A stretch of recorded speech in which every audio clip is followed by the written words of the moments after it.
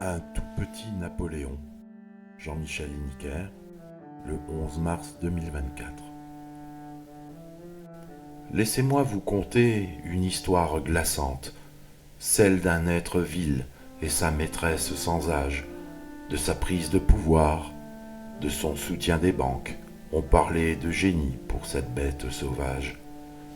Tout commença dans les bureaux d'un ministère, mais tonnerre, d'où vient qu'il en sortit si vite? Volonté de nantis, de leurs instincts grégaires, c'était là son projet, des capitaux la fuite. C'est en flattant les forts et effrayant les gueux, annonçant 1000 mots de la part des extrêmes, qu'il prit place sur son trône le regard vaniteux, et la France désormais ne serait plus la même. Tout était beau et propre, drapé de bleu, blanc, rouge. De ce faux caractère, on en voit trop paraître. Le Tartuffe mit le feu à ces horribles bouges, les rageux, les sans-dents, tout devait disparaître.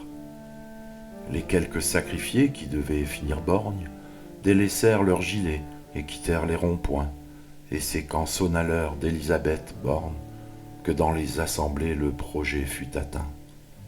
Il avait en cela une parfaite technique, dire tout et son contraire, tout cela en même temps. Aux ânes les plus naïfs, il pouvait faire la nique, et aux plus éclairés, tout simplement un vent. Il modifiait les votes, lorsqu'il y en avait.